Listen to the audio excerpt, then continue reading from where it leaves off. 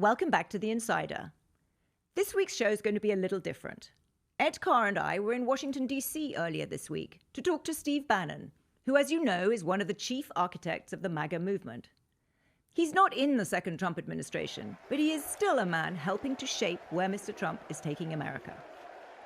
I need hardly tell you that our worldviews are pretty different. But nonetheless, I found the conversation fascinating and terrifying in almost equal measure. Mr. Bannon lurches from sophisticated analysis and thoughtful reflection to conspiracy and falsehood, with his responses often contradicting one another. So that left us two options: to interrupt constantly, fighting over each extreme or unfounded assertion, whether about January the 6th or the supposed responsibility of the American left for political violence, or we could try and have a conversation to draw out his worldview. We chose the latter course because whether we liberals like it or not, the broad ideas that Mr. Bannon champions are a powerful driver of the direction America's going in. And they've also galvanized populist nationalist movements here in Europe, many of which are now close to power. In yesterday's Insider newsletter, I asked you whether you agreed with Mr. Bannon about Trump 2028. More than 7,000 of you voted. Let's take a look at the results. 77% of you don't think Donald Trump will serve an unconstitutional third term. Well, let me tell you, Mr. Bannon is convinced that he will. It's pretty wild stuff. I hope you also find it worth listening to. Please send us your reactions to insider@economist.com. Next week, we'll be back with our colleagues in the studio as usual. Steve Bannon, welcome to The Insider. I'm honored to be part of one of the first ones I guess you're doing early on. Absolutely. Last time I tangled with you was the 175th. Indeed, you remember well. In New York City, I think we kicked it off. That's right, but we're not going to tangle this time. Because this time, one of the things we want to do with the show is that we want to have conversations with people who disagree with or have a different worldview than we do. Know thy enemy. Exactly. But you definitely have a very different worldview. You're a populist nationalist. We're classical liberals. But we really think it's important to understand your worldview better. I want to start by really getting you to paint a picture for me of what the America that you want to create is. I mean, you are now partway through the MAGA revolution. Let's assume that you're successful. Just paint a picture for me of what America looks like when you're successful. An America where the little guy, the person that the system is based upon, the working class and middle class in our country, sharing the prosperity. We actually have returned to capitalism, because we don't have capitalism today, as much as you guys hawk it. This is corporatism. So we have to break that. We have to give the little guy an opportunity to thrive, since the whole system rests upon him. So I want to ask you about your vision of progress and reclaiming progress for the ordinary person. What is your vision of progress and what part does it play in the America that Zanny was talking about? Progress is, first off, if families have been here, it's one of the things I do in these speeches I give. Families have been here 6, 7, 8 generations, and they have nothing. They got a couple of $1,000s in the bank. If you're an American citizen and part of the program, you get some capital accumulation. You get a piece of the action. You get some capital accumulation. You have a more sustainable job. You're not constantly fighting against the great concentrations of power that we have, both economically, financially, and politically. That you actually your voice matters. I think our movement is in great shape, and we're just at the ascendant phase now. We have tremendous all the readers. We're going to have to bring to heel all the readers of The Economist. But I don't think that's such a horrible effort. I don't think that's true, because when I hear you describe what you're just saying there, you want a place where the little guy gets a shot. You want the sunlit uplands of a true entrepreneurial capitalism. I mean, we would agree with that. I don't understand. Unfortunately, nobody reads your magazine does, because we're at the exact opposite right now. We have so abandoned capitalism. But just tell me what there would be in your world that there isn't right now. Well, first off, you wouldn't have the great concentration of power in the financial community, in big pharma, and big medical, and big tech, and the arms industry. You have these great concentrations of power that skew all public policy, or try to skew all public policy, except for what President Trump can fight for us, and everything's a fight. So you guys don't support anything that we support. No, I think that's we support the little guy having a shot. You put a nicer face on it. You're not neo-Marxist socialist. You put a nicer face on. Otherwise, look, the biggest change from the first term to the second term, I tell people, is during the pandemic in Biden's regime, the great concentration of power in this city by big tech, by the AI community, by the corporatists, by Wall Street, by big pharma, big medical. The concentration of power now is 2x what it was in even Trump's first term. So I'm going to resist the temptation to say Go I disagree with your X, Y, and Z, but I'm going to ask you then about precisely on AI. I knew you and I were going to tangle again. I'm going to try not to tangle, because the purpose of this conversation is to understand your world better. So let's focus on AI, because that's a really big area and probably the biggest engine of innovation and progress that lies ahead of us. We're at the beginning of something that could be bigger than the Industrial Revolution. Would you agree with that? I think we're at the beginning of something that could be bigger than the Industrial Revolution and could potentially be part of it could be short-term hype, but it also could be very dangerous for, like you say, in the populace. I think the first thing that's going to come is an AI jobs. I'm almost a Luddite when it comes to AI. I think I'm a decelerationist, okay? Yeah, I thought that's what you were. We're putting together a decelerationist group because as an innovation and one that's actually could be game-changing, I think it needs to be regulated more. I think we're heading down a path. We're letting a handful of on-the-spectrum oligarchs determine this, and they're doing a race to get ahead, to get to artificial general intelligence, which is very serious. Artificial intelligence is only part of the problem. They drive you to this concept called the singularity, okay? The singularity is where we're Homo sapiens on this side and you're Homo sapien plus on the other. That will be the biggest inflection point in obviously mankind's history. Right now, we're hurtling down towards that, totally unregulated or even undiscussed. The first things that are going to happen in AI, you can see it happening already. Entry-level, white-collar jobs, not blue-collar, but administrative jobs, legal jobs, managerial jobs, low-level scientific technology, the coders, all that's going to get wiped out. We're going to have a AI jobs apocalypse before you get to these big projects. And so as a populist, I'm sitting there saying, no, we have to have a discussion of this. And we're teaming up right now with some of the AI players and others to say, this needs to be... But Steve, you've got a dilemma here, because you've got, on the one hand, I've got dilemmas all over. on the one hand, you've got the worries about AI and what it does to jobs here. On the other, you've got the worries about China getting ahead. Well, I just how do you balance those two things? I agree with you, but I can't. Okay, the same oligarchs that we basically gave, social media and AI and everything to under Obama's administration, and just let this huge concentration of power. And these guys are far progressive left that are now all sitting around President Trump. We love you, just because they want to make sure that President Trump supports their program. Look at the stock market right now. It's all around a kind of an AI bubble where they're getting wealthier. We are hurtling towards a financial catastrophe that our elites are sitting there thinks is okay. Then you have pension funds wiped out, everybody wiped out. Who's going to suffer? The little guy. We created the Chinese Communist Party's technology. If you cut them off from capital right now, in other words, if you decouple, cut them off from capital, cut them off for excess training and technology, send all 350,000 kids home immediately, get everybody at Silicon Valley, send them back to the Chinese Communist Party, back to China, they're not going to be competitive in AI. They're going to lose a decade. And that's, to me, what has to happen. Let's posit that it's a good idea to do what you're trying to do, which is to slow down or stop AI and to defeat China or push against China another way. But let's put guardrails so we do it in a logical progression. Let's just talk about A, how you would do that, and B, how it fits with the question that Ed raised, which is, okay, so how do you get progress in Bannon's world? Because you said, I am a Luddite, and I'm listening to you thinking, maybe you are a Luddite. Maybe you just want to turn the clock back to a different kind of America that existed in the past, but isn't possible to recreate now. The Luddites had a lot of wisdom, if you look at it. I know. Obviously, that's said kind of a jest. What we want to do is slow things down and make sure that things are done with the human, put into the calculation.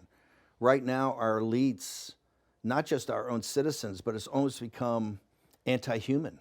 If you look at where they put their investments, it's a very anti-human. It's a very anti-human element to this. We can't. Our country's built upon the little guy. What for you is it about China that means it's so dangerous? And if it's so dangerous, isn't it going to be bent on doing the things to destroy America anyway? So you've got to be very confident you can cut off. They've been at war with us economically for a couple of decades. So this is not hidden of what they're doing. This is a murderous dictatorship whose focus is the destruction of the West, not just the United States, of the entire Judeo-Christian West and the industrial part of that. So the reason that we haven't had the confrontation that we should have had and decouple, which we should have done in May of 2019, because they're quite obvious it's only on their terms they're going to do this. I think one reading of the last few months, the first few months of this administration, is that after Liberation Day, the president, indeed, it looked as though decoupling was high because there was these threats of very high tariffs on China, but he backed down, the taco trade. And it seems to me that the lesson is already I that would say he smartly accommodated, not he backed down. Okay, he smartly accommodated. But it seems to me that even now, in the midst of this rare earth discussion, the realization has come that the US actually doesn't have that kind of leverage, and that it's not as easy as you say to essentially decouple from China and do all these things. And you're putting a lot of weight, as Ed says, you say stop or slow down AI. And don't worry about China getting ahead in AI, because you can essentially influence China or stop China another way. You can stop China. Okay, let's go. This is very important, because I think you're actually making my point.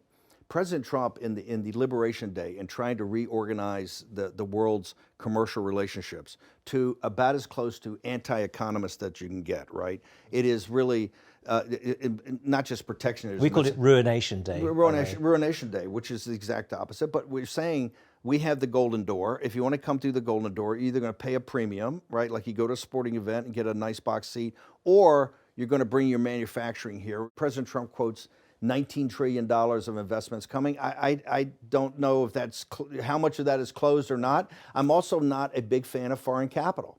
I'd rather do it with our own pension funds. That being said, Navarro and those guys taking a first crack to bring the manufacturing here and to bring the high value added jobs back here. I didn't say decoupling was going to be particularly easy or pleasant, but it has to happen. But do you think it's politically possible in this country to go through the pain that will be necessary to do the decoupling that you want? Because if you don't, you're always going to have the threat of the gun to your head. And President Trump knew this. The Chinese Communist Party showing that they don't care about upending the apple cart. They don't care about decoupling. They understand what a knife to the throat the heavy rare earths are. They understand the production lines could actually shut down in 6 weeks.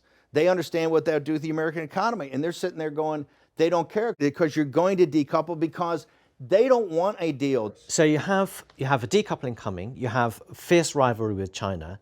In that struggle, we're beyond. Okay. No. We're at economic war with China. Fine. By the way, they perceive Liberation Day as the takedown CCP day. We're at open economic war. Fine. The question I have on that then is, aren't America's alliances, particularly in Asia, but also in Europe, more valuable than ever in those circumstances when you've got essentially the two two greatest powers? Listen, if it's an alliance, yes, but it's not. It's a protectorate. Europe's not. Let's go around the biggest fetish of the economists, the post-war international rules-based order. Let's just go around the Eurasian landmass where World War I and World War II were fought over, right? Now, here's the problem. We were upside down everywhere on the commercial and trade relationships until President Trump came in and started focus on Liberation Day. We're upside down on all these trade deals, and they're taking not just the basic tariffs and trade itself, but all the non-tariff barriers. The American worker's been getting screwed. Europe has no military at all, none, virtually none. It's a joke, and we just saw that in the Oval Office. President Trump had them all over, and they're all talking big talk, and Macron's going to do this. He's Napoleon, and he got this, and the Germans are going to do this, and Sir Keir's going to do this. It's all a joke. They have no money. They're all broke. The Fifth Republic is about to be thrown out. Macron hasn't had a government since then. The Germans are saying, well, we put up a brigade up in Lithuania. Isn't that enough? Sir Keir doesn't have a military. I mean, you have no money to pay for it. I mean, you got a great, tough little military, but it can't go anywhere. The Italians are a joke. So don't worry about the allies, because it's not. No, they're not allies. They're protectorates. And so as protectorates, that's why Trump came in. The post-war international rules-based order worked for the elites, with the little guy getting some scraps for a while until it didn't. And then the concentration of power, starting with the financial crisis in 2008 and then the pandemic.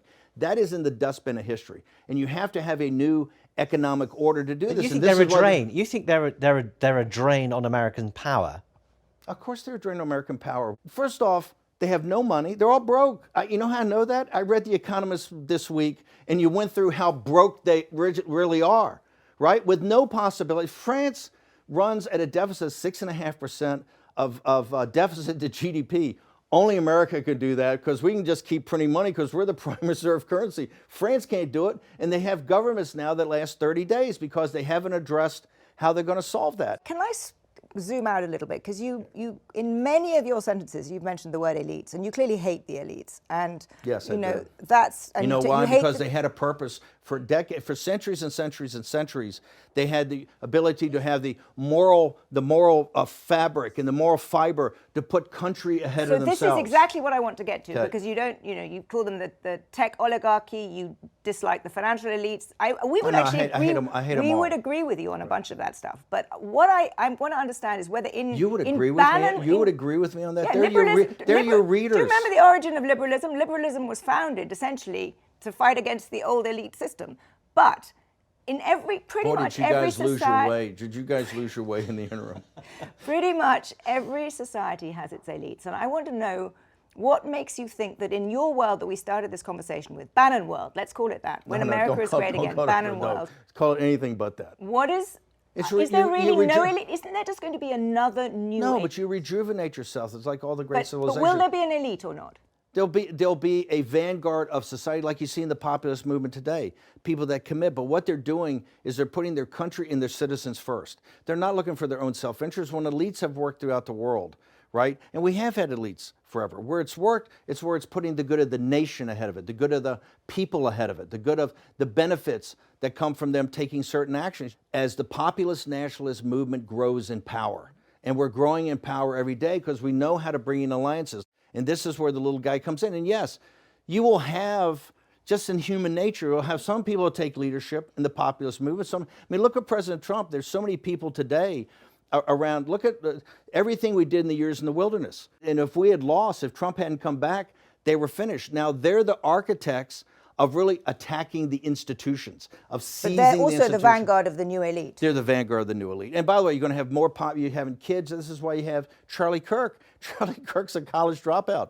Charlie Kirk was a nobody. We gave him the first job at Breitbart. He had this great idea about taking over colleges with conservatives, but it was a dream, but he executed. So you're going to see guys like Charlie Kirk come out of nowhere. This is what happens in a fourth turning. People who are on the margin, who don't count, who are not in the kind of where the elites are, they start to get in and get to work, build little institutions themselves, and as we go forward in the fourth turning, they become more and more prominent. You're seeing this today in Trump's White House. You're seeing, Jared Kushner and Witkoff negotiated this deal in Israel. Not the Secretary of State, not anybody from the Brookings Institute, two real estate guys from New York, right? So you're going to see more and more of that, and a new elite will be formed, but it'll be elite grounded in populism, grounded in economic nationalism, and grounded in kind of American citizens first. So you mentioned a couple of times there the fourth turning, i.e. there is a conflict coming, a crisis coming. We're in it.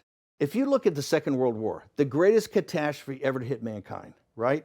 If you look at the Second World War, you compare where we are now, it's far deeper. In the 3 years in Ukraine, the President of the United States told me, and his intelligence tells the world, 1.8 million casualties, either dead or wounded. The Russians have lost 1 million to 1.5 million men dead, not wounded. Who knows? You're over 3 million casualties.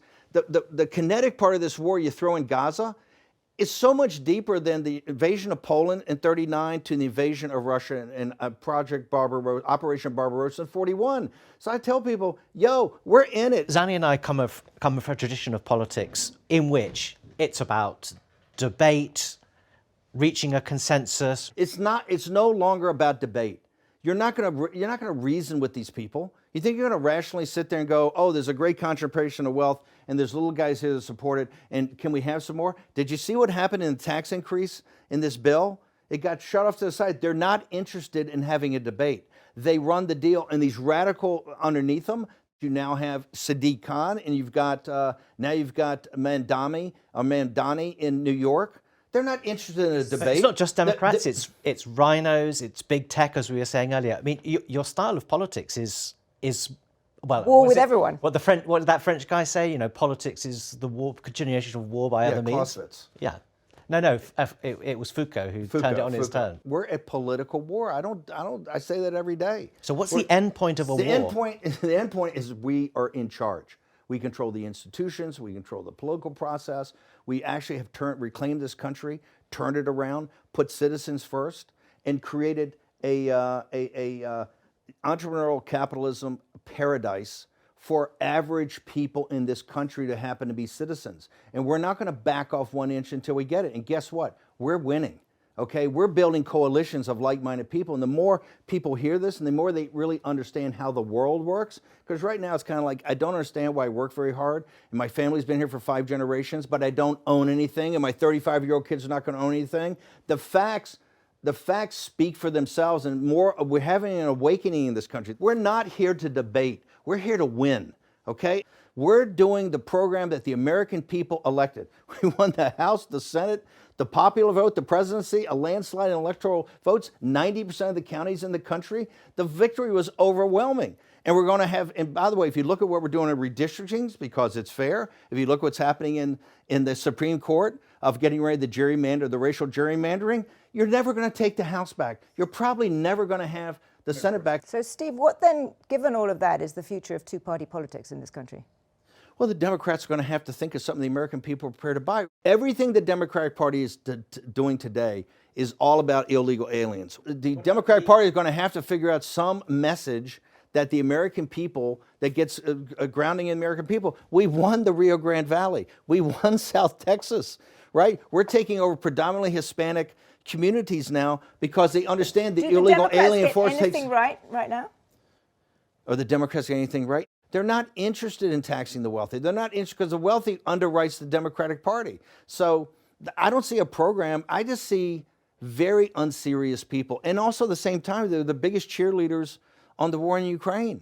And I said, where are you going to pay for this? You're going to have over $1 trillion defense bill. And I think the populists have to be at the forefront to this. This is why I keep saying, I believe there will be a second reconciliation bill. And it's time for us to go to war inside the Republican Party to have this debate about raising taxes on the wealthy. Let's just go back, though, to this. You use the word war a lot. And I'm not sure when I hear you say that whether you're talking metaphorically or whether you're talking actual violence. And in this country, do you think there is a real risk of a civil war? And I don't believe the narrative coming out about Charlie Kirk, right? I think that's all going to be laid out about exactly what happened, because I do believe there was some conspiracy in back of it. And he was assassinated in cold blood in front of the whole world. There's a lot of people on the left that think that's a good thing, and you took out one of their key people. So when I look at violence, we're not violent at all. Charlie Kirk happened, what we had, people said the rosaries and had prayer meetings. We understand that we have not just political power, we have massive political power if we turn out in the way the demographics of the country is going, in the demographics inside of states, right? We're only getting more and more powerful every election. So this is what I'm saying, that with the Democrats understanding that because of the demographics of the country and the shift in the country to the South and Southwest, it's going to be harder and harder for them to actually achieve political power in this country. You're going to see this spiral. And I tell the elites all the time, you're going to have two choices. You're going to have two choices. You're either going to have, and I've said this for years, you're either going to have the Luigis or this kid that supposedly shot Charlie Kirk and all this violence you're seeing going on, or you're going to have to make fundamental changes to the system. And if you don't make fundamental changes to the system, you're going to get the French Revolution. The French Revolution is coming to the West unless there is an active program to say, okay, these are the changes that have to be made. This is how we have to have the little guy get a bigger piece of the action and be more included in the entire economic system. But don't you make it worse with your rhetorical style? I mean, you have the war room. You talk about it being a war.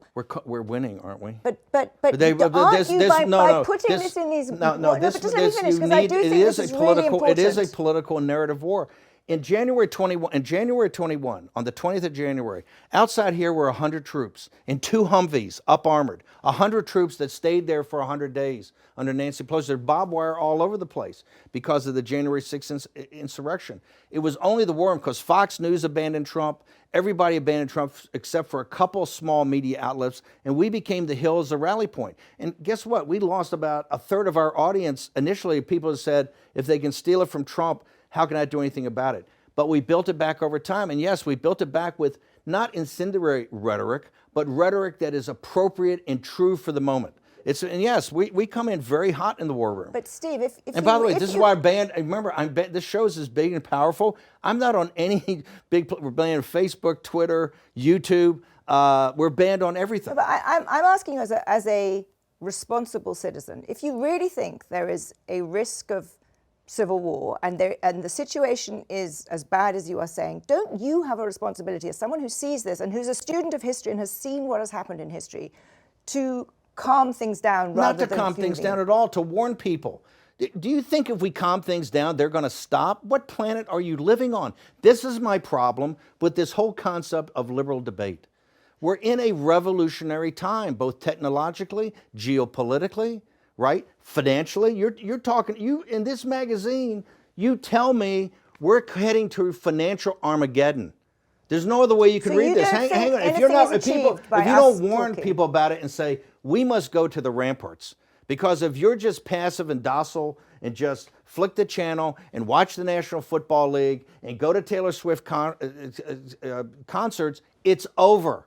You need to rally people to say, no, you represent from time immemorial, from every patriot's grave back to the beginning, the basic working man and woman that has always saved this country in moments of crisis, in the Revolution, in the Civil War, in the Great Depression, World War II. It's always come back to the little guy. This is the fourth turning. The strength of the populist nationalist MAGA movement in this country is we're anti-fragile. We're resilient. You can give us your best shot. You can put us in prison. You can take our credit cards away. You can debank us. You can deplatform us. You can have all the tech stuff that happened. We can't be beaten if we don't quit. And if that takes hot rhetoric, you ain't seen nothing yet, because we're now getting into the middle of this fight, and we're never gonna kowtow to these people. We're never gonna get on our knees to these people. We're never gonna apologize. We're never gonna say we're sorry.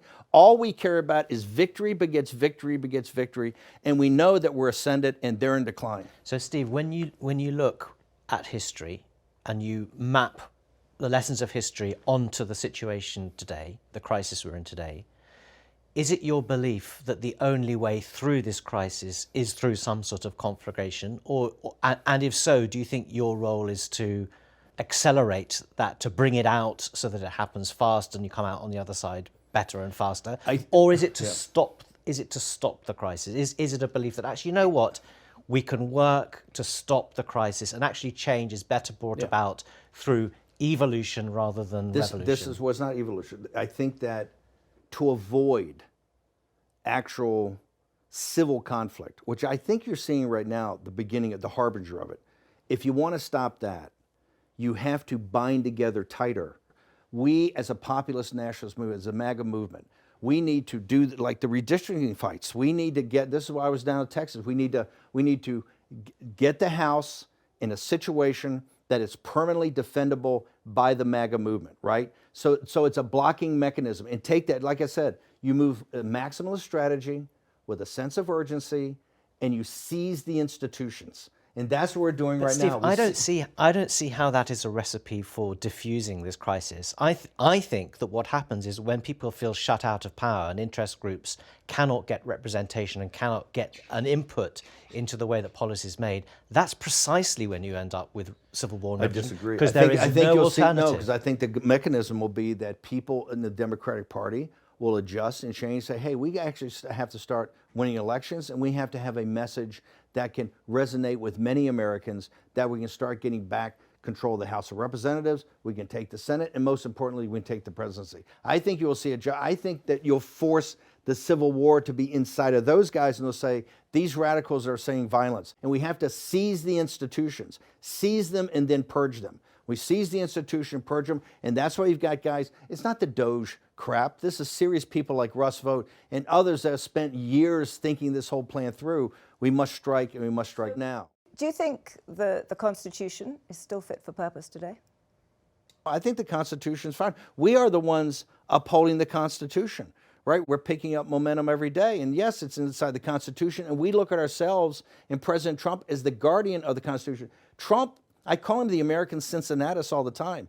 He had every opportunity to just stay in Mar-a-Lago. When he was sent there after stealing the election by the elites of both sides, Murdoch said in an email to his team, we're going to make him a non-person. We're putting up DeSantis and Nikki Haley and all these people. It was that small group in those years in the wilderness. He was like Cincinnatus, the mythic Roman general who came back from the plow to save the republic again. That's our belief in Trump, is that belief. Have you said that to him? Many times. And I say it on the show. is he a student of Cincinnatus? He knows who Cincinnatus is. I think he appreciates what I think he resonates with, as I've said. We've had General Washington at the revolution and the birth of the nation.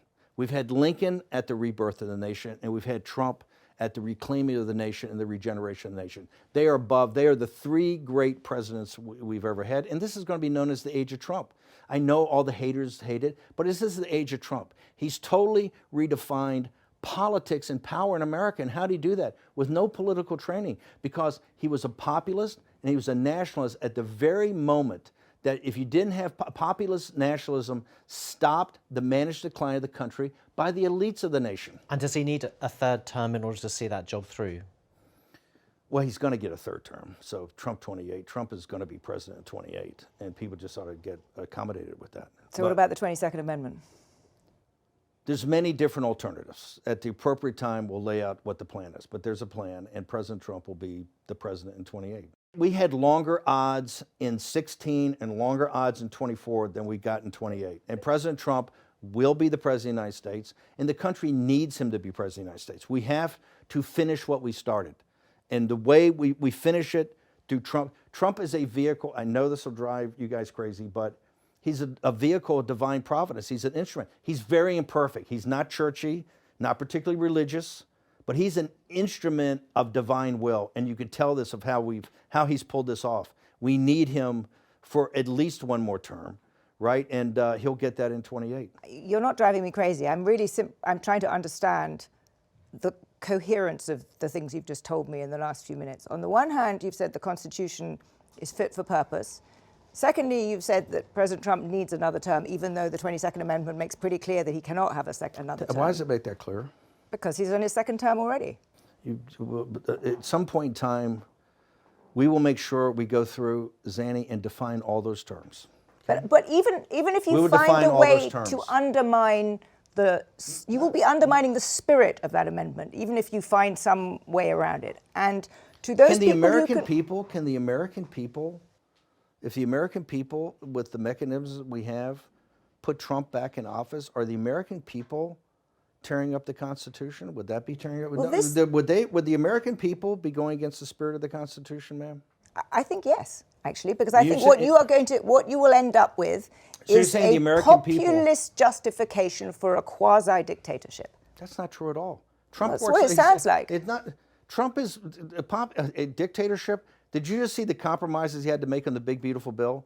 You see the compromises he has to do on everything, on accommodating Zelensky, on what President Trump. President Trump is nothing but a series of negotiations to kind of keep this thing rolling forward, where he's having trade-offs all the time. But Steve, you've just spent the last 20 minutes telling me we have to smash the other side. There's no room for debate. There's no room for compromise. We must smash them. And now you're telling me this is a negotiation. I mean, that's no. I guess that's why on his seems to me some his kind policy. of tension First there. off, the only way President Trump wins in 2028 and continues to stay in office is by the will of the American people. Okay? And the will of the American people is what the Constitution embodies. And so I think we're going to be in good hands there. We need to finish what we started. And President Trump is the instrument, a providential instrument to finish this job.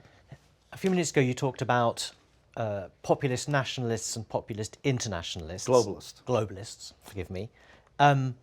International is too refined a term. You were something of a populist globalist when you spent a lot of time in Europe building. Not a populist globalist at all. It was all national. No, I didn't say we're not. It's not about us having engagement. Look, we're a nation in the world. We're not isolationist. I've never said that. I'm a non-interventionist. I don't want to be in the bloodlands in Ukraine. I don't think the country should, or in the Middle East. It's a sideshow. I'm all for direct engagement with the Chinese Communist Party because we see what they're trying to do. Now, I'd like not to send troops there because there's other ways we can do that without putting people. But no, the European project, because remember, in this very room, is where Nigel Farage first talked about Brexit. Before it even became a thing, we had a gathering of the beginning of the MAGA movement. This isn't like in 12, 13, 14. Nigel would come over and we'd host these huge dinners for you. And Nigel would stand up and give these talks about getting Britain's sovereignty back. And we had all the populist little, the Alternative for Deutschland and the Salvini group, the Alliance, and people in Vox. All these different people would come, but because we saw they were all fighting a common fight. So give me a kind of scorecard, just going around Italy, France, Germany, Britain, of where these parties lie. Will Farage be a prime minister next? Of course he'll be prime minister. I mean, look, you have two parties that are, the Tory party is 250 years old or older. If you take Labour and Tories right now, the Reform Party is bigger than both. I think it's 36% of those two are 35%. Of course he's going to be the next prime minister. And in France? If you had France is going to be, it's going to be Front National or Front, it certainly will be. And I hope it will be Le Pen and not the younger guy. Alternative for Deutschland. If you think I'm enthusiastic about what we've accomplished here, I'm really enthusiastic about what those people have accomplished, because as hard as our fight was, they had state media suppress them. They had because it's much more concentration of power and wealth over there, they had everybody fight them. And look at everywhere from Hungary to Poland to Germany to Italy to Vox in Spain. Everywhere we're getting momentum. It's not perfect. I told people at the time, you're not going to win everything. It's a process. Just look at the critical path. Look at the event horizon. Keep your heads down and remember, you're not alone and you're anti-fragile. As long as you don't quit, they will surrender. As long as you just keep pounding. And look at Farage. Look what he's done over his career to do this. I mean, he's brought British sovereignty back, and now he's going to be the prime minister one day. Now, Nigel's come our way. Nigel forever would never talk about mass deportations. He's now talking about that. I think we're actually helping drive some of those people to the part of the right that you actually need to be to fix the problems. This is the age of Trump, and we have to get all the squeeze out of the lemon. This is why 28 is so important. We have to finish what we started, because Trump knew in 21 that they were going to try to bankrupt him, they're going to try to destroy his family, they're going to try to put him in jail, and they're going to try to assassinate him. I would talk to him about this. He understood that. He has more moral courage than any political person we've had, I believe, since Abraham Lincoln. If you look at Trump over the arc of history, what he's accomplished and what he's been able to lead us to, I mean, he's equivalent of Moses. I mean, he has led our people back right now to the bank of the promised land to make sure that we're very close to actually redoing this, making the changes that have to be made to save our country and to return America to her greatness, make America great again. So I don't know about you, Ed, but I think I don't agree with a lot of what you've said, but I have a much better understanding of what it is you're trying to do. But I want to end this, because we could continue all afternoon, but I want to bring this to a close by asking you what I don't mind taking time to get the economists up the learning curve on the way the world is. Just not going to rise to this stuff. It's fine. You feel that way. I'm glad you like this. As a student of history, and you just explained very eloquently how you see President Trump, who do you compare yourself to? I mean, I've been kind of scratching my head. Are you a Rasputin? Robespierre. Exactly. I was going to say, are you? Really? He was very prudish, Steve. He had a few issues at the end. Governor Weld of Massachusetts said one time, Bannon's the dangerous one. He's the American Robespierre. I'll just leave it with that. No, I don't compare myself to any of those. I'll let history determine. Right. What I know now is that this MAGA movement, made up of just common citizens, the little guys, people like my parents, have changed the direction of the country against all odds. And it's inspired people throughout the world to do it. And we're not nearly finished with the work. President Trump's our leader. We've got 3 years here and another 4, so we got 7 years of hard work ahead of us to make sure that we've made all the changes that have to be made. And so we got a lot of work to do, and we're burning daylight, so let's just get on with it.